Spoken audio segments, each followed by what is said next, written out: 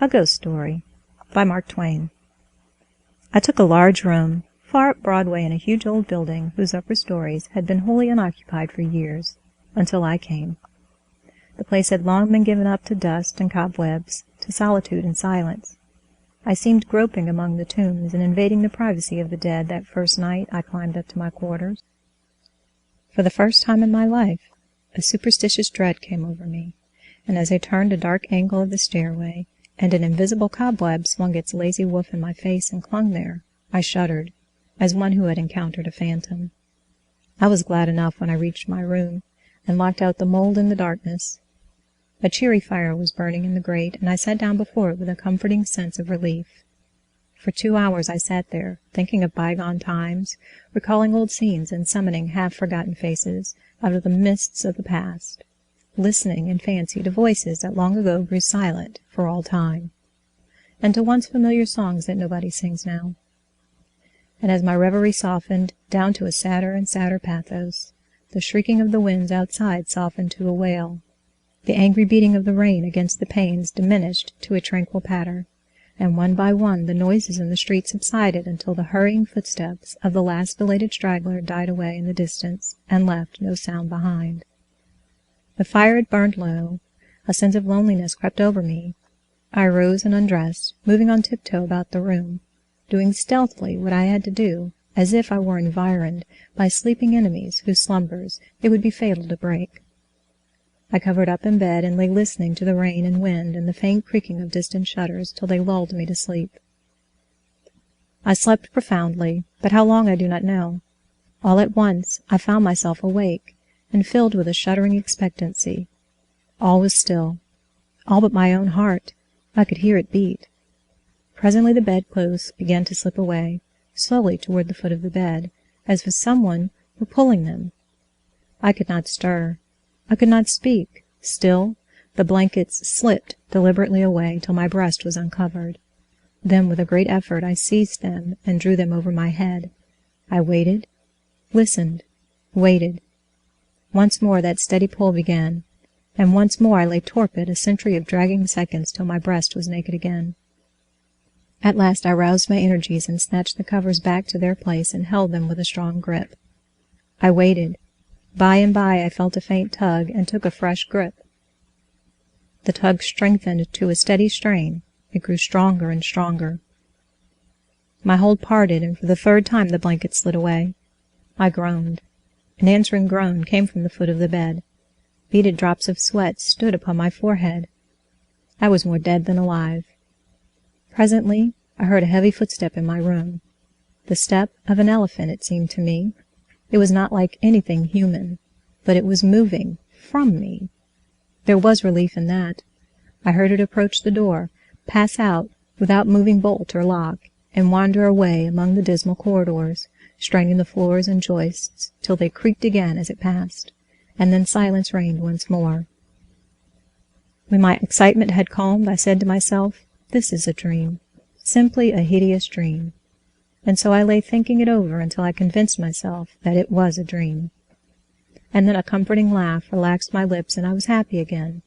I got up and struck a light, and when I found that the locks and bolts were just as I had left them, another soothing laugh welled in my heart and rippled from my lips. I took my pipe and lit it, and was just sitting down before the fire when, down with the pipe out of my nerveless fingers. The blood forsook my cheeks, and my placid breathing was cut short with a gasp. In the ashes, on the hearth, side by side with my own bare footprint, was another, so vast that in comparison mine was but an infant's. Then I had had a visitor, and the elephant tread was explained. I put out the light and returned to bed, palsied with fear. I lay a long time peering into the darkness and listening. Then I heard a grating noise overhead, like the dragging of a heavy body across the floor. Then the throwing down of the body and the shaking of my windows in response to the concussion. Then distant parts of the building. I heard the muffled slamming of doors. I heard at intervals stealthy footsteps creeping in and out among the corridors and up and down the stairs. Sometimes these noises approached my door, hesitated, and went away again. I heard the clanking of chains faintly in remote passages, and listened while the clanking grew nearer, while it wearily climbed the stairs, marking each move by a loose surplus of chain that fell with an accented rattle upon each succeeding step, as the goblin that bore it advanced. I heard muttered sentences, half-uttered screams that seemed smothered violently, and the swish of invisible garments, the rush of invisible wings. Then I became conscious that my chamber was invaded, that I was not alone. I heard sighs and breathings about my bed, and mysterious whisperings. 3 little spheres of soft, phosphorescent light appeared on the ceiling, directly over my head, clung and glowed there a moment, and then dropped, 2 of them upon my face, and 1 upon the pillow. They spattered liquidly and felt warm. Intuition told me that they had turned to gouts of blood as they fell. I needed no light to satisfy myself of that. Then I saw pallid faces, dimly luminous, and white uplifted hands, floating, bodiless, in the air, floating a moment, and then disappearing. The whispering ceased, and the voices and the sounds, and a solemn stillness followed. I waited and listened. I felt that I must have light or die. I was weak with fear. I slowly raised myself toward a sitting posture, and my face came into contact with a clammy hand. All strength went from me, apparently, and I fell back like a stricken invalid. Then I heard the rustle of a garment. It seemed to pass to the door and go out. When everything was still once more, I crept out of bed, sick and feeble, and lit the gas, with a hand that trembled as if it were aged with 100 years. The light brought some little cheer to my spirits. I sat down and fell into a dreamy contemplation of that great footprint in the ashes. By and by, its outlines began to waver and grow dim. I glanced up, and the broad gas flame was slowly wilting away. In the same moment, I heard that elephantine tread again. I noted its approach, nearer and nearer, along the musty halls, and dimmer the light waned. The tread reached my very door and paused. The light had dwindled to a sickly blue, and all things about me lay in a spectral twilight. The door did not open, and yet I felt a faint gust of air fan my cheek, and presently was conscious of a huge, cloudy presence before me. I watched it with fascinated eyes. A pale glow stole over the thing. Gradually its cloudy folds took shape. An arm appeared, then legs, then a body, and last a great sad face looked out of the vapor. Stripped of its filmy housings, naked, muscular and comely, the majestic Cardiff giant loomed above me. All my misery vanished, for a child might know that no harm could come with that benignant countenance.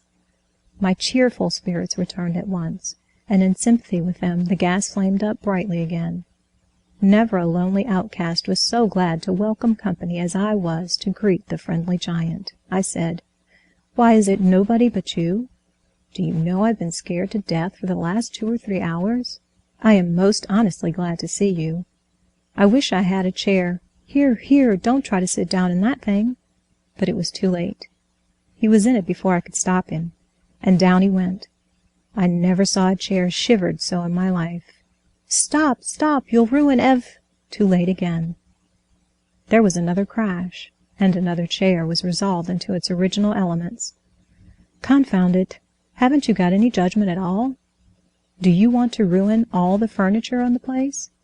Here, here, you petrified fool." But it was no use. Before I could arrest him, he had sat down on the bed, and it was a melancholy ruin. Now, what sort of a way is that to do? First you come lumbering about the place, bringing a legion of vagabond goblins along with you to worry me to death, and then when I overlook an indelicacy of costume, which would not be tolerated anywhere by cultivated people, except in a respectable theater, and not even there if the nudity were of your sex, you repay me by wrecking all the furniture you can find to sit down on? And why will you? You damage yourself as much as you do me. You've broken off the end of your spinal column, and littered up the floor with chips of your hams till the place looks like a marble yard. You ought to be ashamed of yourself. You are big enough to know better. Well, I will not break any more furniture. But what am I to do? I have not had a chance to sit down for a century," and the tears came into his eyes. "Poor devil," I said. "I should not have been so harsh with you. And you are an orphan, too, no doubt. But sit down on the floor here. Nothing else can stand your weight. And besides, we cannot be sociable with you away up there above me. I want you down here where I can perch on this high counting-house stool and gossip with you face to face."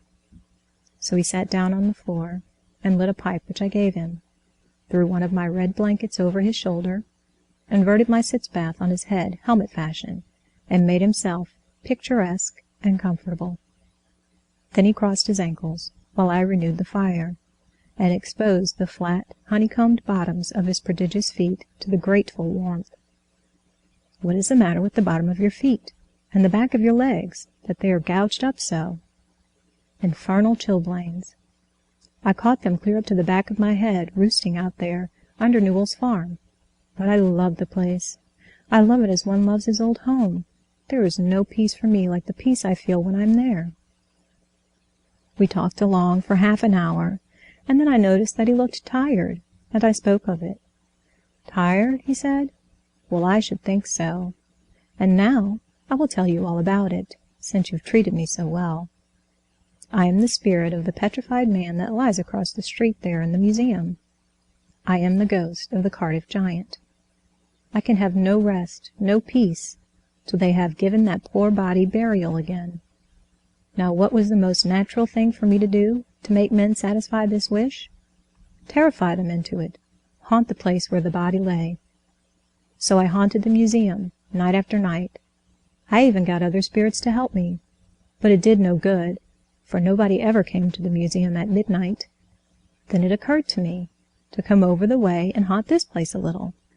I felt that if I ever got a hearing, I must succeed, for I had the most efficient company that perdition could furnish. Night after night, we have shivered around through these mildewed halls, dragging chains, groaning, whispering, tramping up and down stairs, till, to tell you the truth, I am almost worn out. But when I saw a light in your room tonight, I roused my energies again and went at it with a deal of the old freshness. But I am tired out, entirely fagged out. Give me, I beseech you, give me some hope." I lit off my perch in a burst of excitement and exclaimed, "This transcends everything, everything that ever did occur. Why, you poor blundering old fossil, you've had all your trouble for nothing. You've been haunting a plaster cast of yourself. The real Cardiff giant is in Albany. Confound it, don't you know your own remains?" I never saw such an eloquent look of shame, of pitiable humiliation, overspread a countenance before. The petrified man rose slowly to his feet and said, "Honestly, is that true?" "As true as I'm sitting here." He took the pipe from his mouth and laid it on the mantel, then stood irresolute a moment, unconsciously from old habit thrusting his hands where his pantaloons' pockets should have been, and meditatively dropping his chin on his breast, and finally said, "Well, I never felt so absurd before. The petrified man has sold everybody else, and now the mean fraud has ended by selling its own ghost. My son, if there is any charity left in your heart for a poor, friendless phantom like me, don't let this get out. Think how you would feel if you had made such an ass of yourself."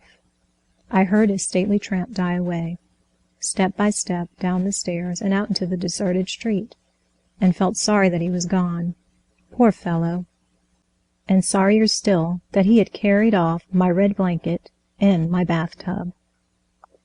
End of A Ghost Story. Recording by Natalie Sullivan.